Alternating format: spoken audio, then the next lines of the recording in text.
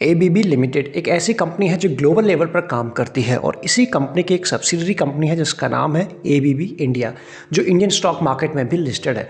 अब अगर हम एबीबी की पहले बात कर लें कि कंपनी काम क्या करती है, एक leading electrification and automation company है, ये इस कंपनी का काम है। सो अगर ग्रुप यानी एबीबी ऐसा काम करती है तो डेफिनेटली एबीबी इंडिया भी वैसा ही कुछ काम करती है। तो ऐसे में अगर हम बात करें, ABB India limited is an integrated power equipment manufacturer, supply the complete range of engineering product and solution services. ये सारे इसके काम निकल के आते हैं किस फील्ड में? In the area of automation and power technology. ये है इस एबीबी इंडिया के काम, और एबीबी के आपने देखे यानी ग्रुप का भी देखा और इंडिया का भी देखा। अब अगर जो इसके 4 सेगमेंट हैं मेन जहाँ पर ये कंपनी काम करती है, एबीबी इंडिया की बात कर रहे हैं, एंड वहीं से इसको सबसे ज़्यादा रेवेन्यू निकल के आता है, वो आप देख सकते हैं। सबसे ज़्यादा इलेक्ट्रिफिकेशन में 38% का रेवेन्यू वहाँ से आता है, मोशन से 38, इंडस्ट्रियल ऑटोमेशन से 21 और रोबोटिक एंड जो बाकी इसका फोर्थ सेगमेंट निकल के आता है डिस्क्रीट ऑटोमेशन, ये है, वहाँ से सिर्फ 3% का रेवेन्यू निकल के आता है। कुल मिला के 4 सेगमेंट आपके सामने हैं, उन चारों से कितना रेवेन्यू आता है ये आप देख लीजिए। कंपनी को बड़े ही बेसिक वे में अभी तक समझे, कोई डीप में नहीं गए हैं। अब अगर हम बात करें यहाँ पर इसने जो अपने इन्वेस्टर को रिटर्न बना के दिए पिछले 1, 2, 3 साल में आपके सामने 69% के रिटर्न दिए, 1 साल में, 2 साल में 146 और 3 साल की बात करें 56। तो कुल मिला के इसने जो रिटर्न दिए हैं 2 साल में अच्छे दिए हैं, बाकी 1 साल में भी अच्छे हैं despite the current scenario and all that. और उसके बाद भी इसने आपको एक अच्छे टू ओके की कैटेगरी में रिटर्न दिया। अगर हम 1 और 3 साल में देख रहे हैं, 1 साल में भी अच्छे हैं, 2 साल में और ज़्यादा थे, सिर्फ 3 साल की बात कर रहे हैं ओके की कैटेगरी में आए हैं। इसके बाद अगर हम बात करें इन नंबर्स के पीछे इसके क्वार्टरली नंबर्स का हाथ है, वो आप देख लीजिए यहाँ पे किस तरह से कितने अच्छे हैं कितने नहीं हैं। मार्च का पूरी हिस्ट्री है, एंड अगर हम बात करें 1629 था मार्च में इसके सेल, उसके बाद 14, एक डिप आपको यहाँ पर नज़र आ रहा है ग्राफ के फॉर्म में भी। देन उसके बाद कुछ रिकवरी 17 प्लस गया और उसका 2000 प्लस। तो ये है चारों क्वार्टर में इस कंपनी की सेल्स। बाकी ऑपरेटिंग प्रॉफिट 123, देन 95, 169, 180। तो ऑपरेटिंग प्रॉफिट भी क्वार्टरली बेसिस पे अप गया है, एंड नेट प्रॉफिट देख रहे हैं 141, इस क्वार्टर में तो डिप हुआ था 120 एंड 188। तो कुल मिला के क्वार्टरली नंबर आपको ठीक नज़र आ रहे हैं। बाकी ईयरली पे सारी पिक्चर क्लियर यहाँ हो जाएगी कि किस तरह से कंपनी बढ़ रही है, तो कितने ग्रोथ से बढ़ रही है वो तो हम अगले स्लाइड में देख लेंगे।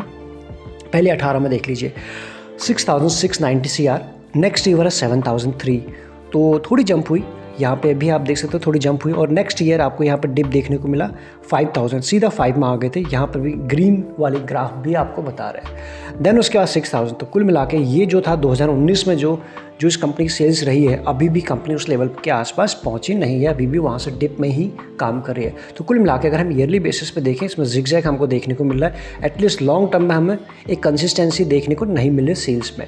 इसी चीज़ को अगर हम देखने की कोशिश करें ऑपरेटिंग प्रॉफिट के फॉर्म में, तो ये भी आपके सामने 466, देन यहाँ पे 5 अप रहा, देन उसके बाद 268, एक बड़ा डिप हमें देखने को मिला था यहाँ से। अभी जो रिकवरी ज़रूर हुई है इस साल ऑपरेटिंग प्रॉफिट में, वो चीज़ें आप यहाँ देख सकते हैं। सेम चीज़ 511, यहाँ डिप, यहाँ और डिप, और उसके बाद 520। तो कुल मिला के ये 2 चीज़ें तो उस लेवल पर आ चुकी है, लेकिन सेल्स अभी भी अगर देखा जाए तो जस्ट उसी लेवल के आसपास आई है।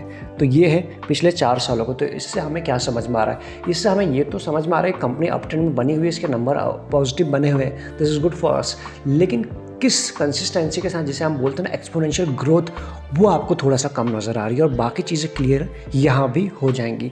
इस कंपनी का सेल्स और प्रॉफिट ग्रोथ परसेंटेज के फॉर्म में है, किस तरह से परसेंटेज के फॉर्म में बढ़ रही है। जो 5 साल में -4 है इस कंपनी की सेल्स ग्रोथ, पुअर है, माइनस में डेफिनेटली, -13 3 साल में और 1 साल में 19। तो ये पुअर नंबर डेफिनेटली आपको भी नज़र आ रहे हैं। सेल्स ग्रोथ तो नेगेटिव रही है, लेकिन जो ये रिकवरी रही है वो एक पॉजिटिव साइन है। वहीं अगर हम बात करें प्रॉफिट 7%, ये भी पॉजिटिव, उसके -1 और उसका 137। तो कोई चीज़ अगर इंप्रूव हुई है तो पिछले 1 साल में हुई है, ये हमारे लिए अच्छी बात है। अदरवाइज पिछले मीडियम टू लॉन्ग टर्म में अगर 5 साल को हम लॉन्ग टर्म बोले और 3 साल को मीडियम टर्म बोले, तो जाके इसने वैसा कोई परफॉर्मेंस दिखाया नहीं है। बाकी चीज़ें क्लियर यहाँ हो जाती हैं। इस कंपनी की ROE और ROC कितनी स्ट्रॉन्ग है, 11, 10 और 10, 11, 10 और 14। तो कुल मिला के यहाँ ये पुअर थी। ROE की हम बात करें 3 और 5 साल में, इस साल में अभी भी सिर्फ 15 से भी बिलो है, सिर्फ आप इसे कह सकते हो अच्छा है, ओके है। उससे ज़्यादा अगर एक क्राइटेरिया जो होता है उस क्राइटेरिया में अभी भी नहीं गई है कंपनी। बाकी आरओसी की बात करें 16, 14 और 20 समवेयर यहाँ पे इसके आरओसी में तो इम्प्रूवमेंट आया हुआ है। ऑल्दो यहाँ से दोनों चीज़ें इम्प्रूव हुई है पिछले एक साल में। आरओई भी देखा हमने, आरओसी भी देखा, और इस कंपनी के सेल्स एंड प्रॉफिट ग्रोथ भी हमने यहाँ पर देखे थे कि पिछले एक साल में इम्प्रूवमेंट यहाँ नहीं यहाँ पर हुआ है। तो कुछ इस तरह से हमने देखा अभी तक। इससे हमें ये समझ में आ रहा है कि एज ऑफ नाउ से करंट ईयर में इस कंपनी के आरओसी ओके टू अच्छे की कैटेगरी में आती है। पुअर क्या था वो हमने देखा सेल्स एंड प्रॉफिट ग्रोथ। बाकी शेयर होल्डिंग पैटर्न आपके सामने है। मेजॉरिटी जो है वो प्रमोटर के पास है, यानी 75+75 उनके पास है, तो ये मेजॉरिटी उन्हीं के पास है।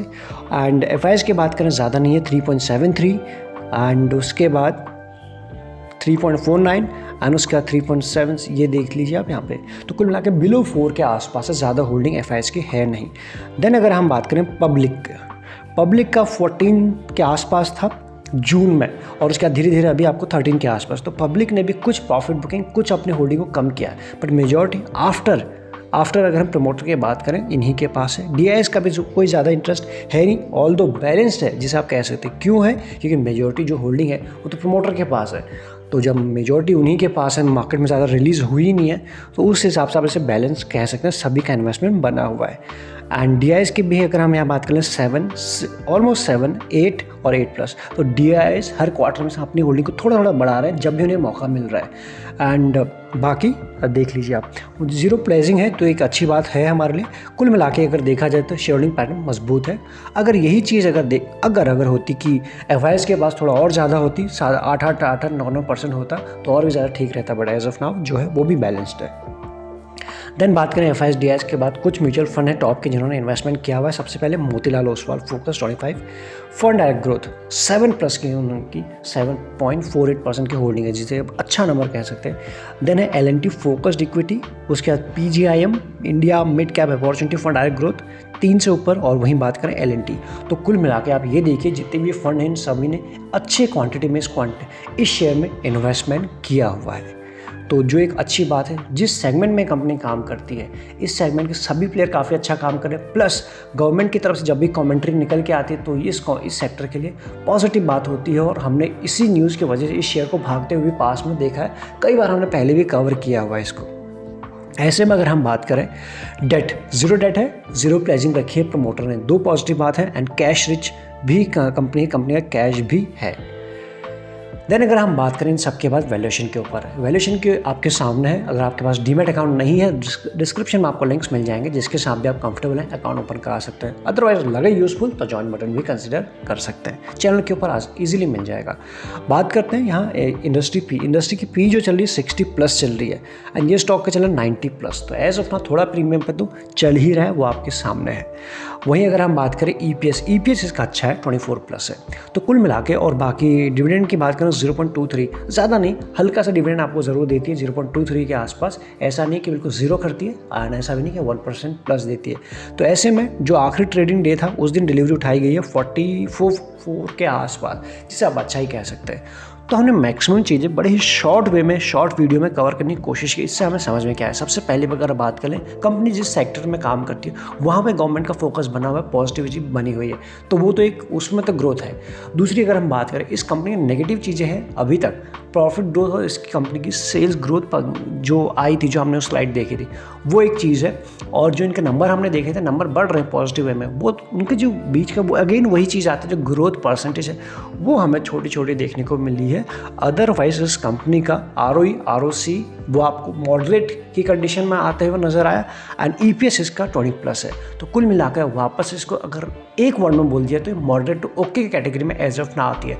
जब सारे के सारे पैरामीटर से जो हमारे डिसाइडेड पैरामीटर से ऊपर जाती और ये कंपनी उससे इसके जो नंबर्स हैं उनसे ऊपर जाते तो हम बोल सकते थे wow company, but as of now okay तो अच्छे की कैटेगरी में कंपनी आती है। हो सकता है आपका व्यू यहाँ से कुछ और ही बन रहा होगा, प्लस वैल्यूएशन भी आपके सामने है। अभी आपको क्या करना है, अगर आपके पास ऑलरेडी होल्डिंग है तो अच्छे से टेक्निकल एनालिसिस कीजिए, उसी के बेसिस पे कोई फ्रेश एंट्री या फिर आपको एवरेजिंग करनी है उसी हिसाब से लीजिएगा।